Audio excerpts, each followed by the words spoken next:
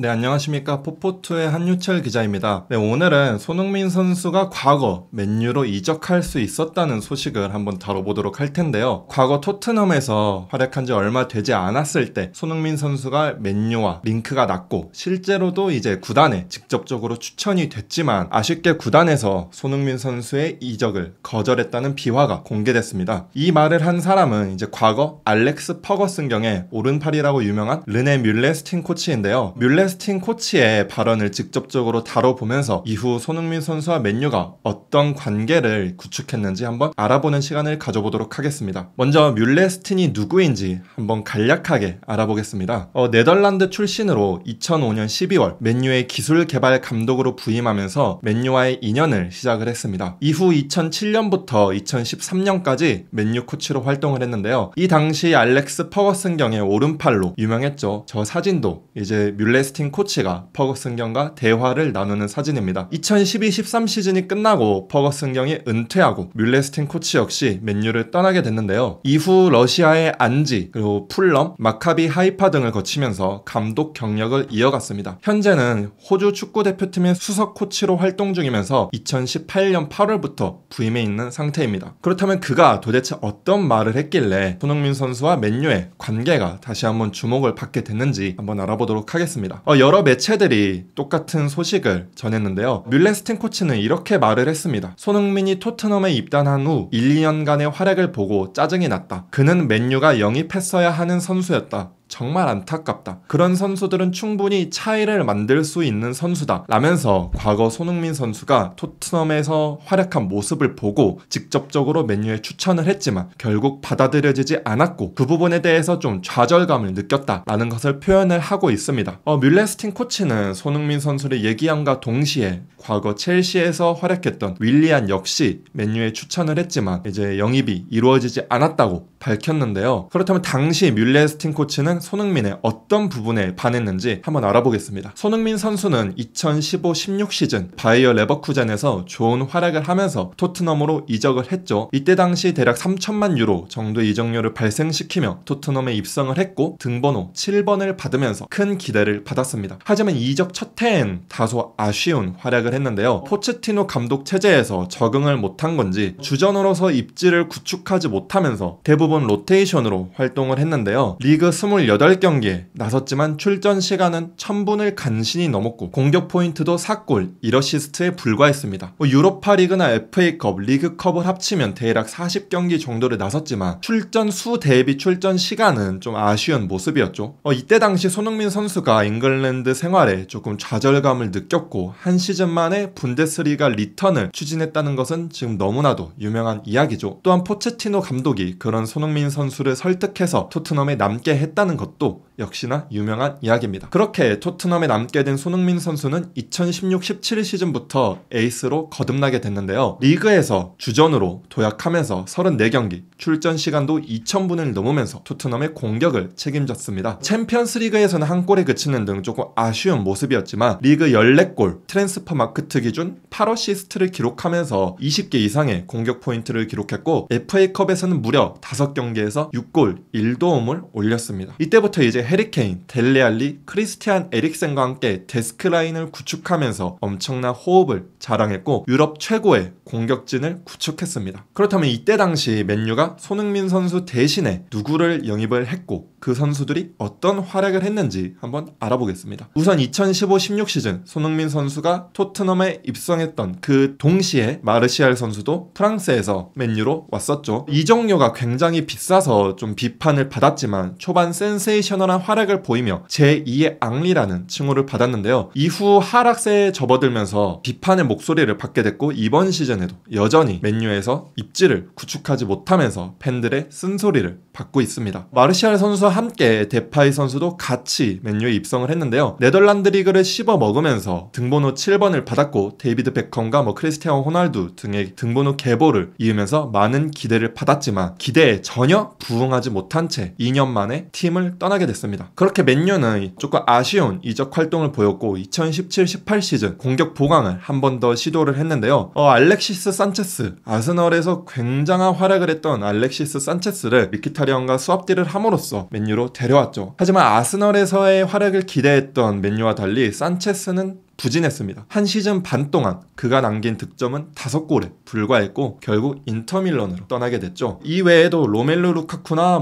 미키타리안 이런 공격에 힘을 줄 수 있는 선수들이 영입이 됐지만 모두 조금 아쉬운 모습을 보이면서 손흥민 선수의 영입에 실패한 것, 손흥민 선수의 영입을 하지 않은 것에 대해 더욱더 아쉬움이 늘어난 그런 영입 행보를 보였습니다. 맨유에 추천됐지만 결국 토트넘에 남은 손흥민 선수는 다른 이제 맨유에 입성한 실패한 선수들과는 달리 승승장구했는데요. 그야말로 토트넘의 레전드로 거듭났죠. 이번 시즌 전체적으로 부진한 활약을 했다고 평가를 받았음에도 불구하고 리그 10골을 넣음으로써 7시즌 연속 리그 2자릿수 득점이라는 엄청난 대기록을 달성했습니다. 또한 EPL 통산 103골로 크리스티아노 호날두와 어깨를 나란히 하고 있고요. 한 골만 더 넣으면 첼시의 전설 디디에 드록바와 어깨를 나란히 할 수 있는 위치에 올랐습니다. 또한 토트넘 구단 통산 145골을 넣음으로써 토트넘의 레전드인 저메인 데포를 제치고 역대 득점 순위 6위에 올라 있습니다. 또한 토트넘 역대 베스트 11에도 간간히 언급되는 등 리빙 레전드로서의 입지를 단단히 구축했는데요. 지난 시즌에는 리그 23골을 넣음으로써 모하메드 살라와 골든부트를 수상했죠. 이는 아시아 선수 최초로 유럽 5대 리그 득점왕에 등극하게 되는 순간이었습니다. 이후에도 손흥민 선수는 맨유와 간간히 연관이 됐는데요. 과거 맨체스터 이브닝 뉴스는 맨유가 손흥민을 원한다는 보도를 했었습니다. 서포터들에겐 의구심이 들 수 있지만 경기장 안팎에서 손흥민처럼 모든 요건에서 맨유에 적합한 선수는 없다. 맨유는 분명한 관심을 갖고 있다. 중국 시장 진출이 순조롭게 이어지고 있지만 경쟁팀 토트넘이 한국 시장에서 내고 있는 성과는 장차 맨유의 아시아 시장 점유에 위협이 될 수 있다. 맨유의 궁극적 목표는 1군 팀의 우승이다. 손흥민과 계약할 기회가 온다면 잡아야 한다. 언젠가 이 꿈은 이뤄질 수 있다. 라면서 손흥민의 맨유 영입을 강력히 추천하는 그런 보도를 했습니다. 한준TV 역시 이제 손흥민 선수의 맨유 여행을 직접적으로 취재를 했었는데요. 추가적인 접촉이 있었다는 것은 확인이 됐지만 성사가 되지는 않았습니다. 2019년 손흥민의 영입에 관심이 있었지만 또한 토트넘 측에 문의를 했지만 최소 이적료 1억 유로를 원했기 때문에 진전은 없었죠. 또한 토트넘은 맨유 리스트에 있던 가레스 베일을 설득해서 영입에 성공했고 손흥민도 지키기로 결정하면서 재계약 협상에 박차를 가했습니다. 그렇다면 당시 맨유는 왜 추천을 거절했던 손흥민에 관심을 갖게 되었나? 공격진의 상황을 보면 어느 정도 이해가 됐습니다. 당시 맨유의 공격진은 굉장히 비대한 상황이었지만 막상 쓸 선수는 없는 그런 계륵 같은 존재들이 굉장히 많았습니다. 루카쿠와 산체스가 떠나면서 공백이 생기기도 했고 그럼에도 공격진은 많았지만 막상 쓸 선수는 없었습니다. 마샬은 기대 이하의 활약으로 입지가 줄어들었고 그린우드는 유망주에 불과했습니다. 링가드와 마타 등도 100% 신뢰는 하지 못했고 오직 믿을 선수는 레시포드 뿐이었죠. 이후 맨유는 다니엘 제임스, 오디온 이갈로 등으로 보강을 했지만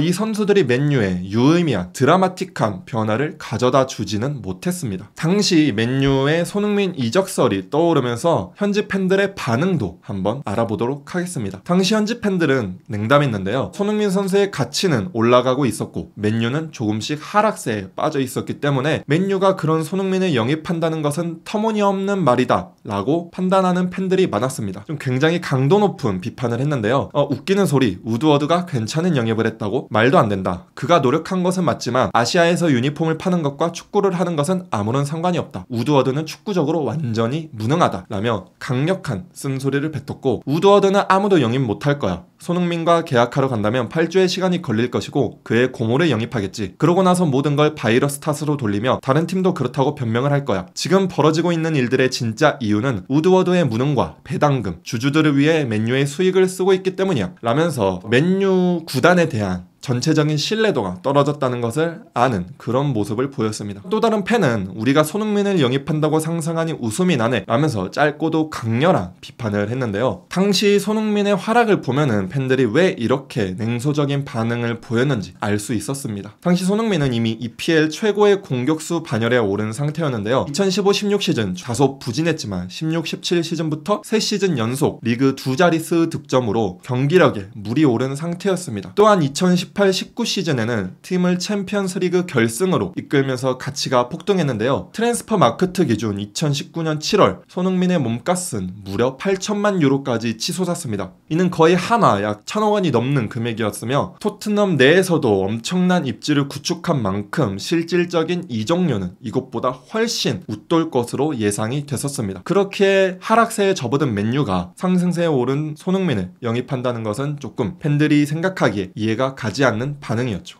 이후 결국 손흥민 선수는 토트넘과 미래를 함께하기로 결정을 했습니다. 맨유 이적설은 다소 잠잠해졌고 2021년 7월 손흥민은 2025년까지 계약기간 4년에 해당하는 계약을 체결했습니다. 이후에도 손흥민 선수는 바이에른 뮌헨, 바르셀로나 등과 연관이 되긴 했지만 진전은 없었고요. 이번 시즌이 끝나고 다시 한번 이적설이 뜰지는 모르겠지만 해리케인 선수가 이적설이 조금 과열되고 있는 만큼 토트넘 입장에서는 손흥민 선수의 잔류에 총력을 다할 것으로 예상이 됩니다. 네, 오늘은 이렇게 손흥민 선수의 과거 맨유 이적 무산, 비화에 대해서 알아봤는데요. 앞으로도 재밌고 새로운 소식이 있다면 저희 포포투와 한준TV를 통해서 빠르고 재밌게 전달하는 시간을 갖도록 하겠습니다. 감사합니다.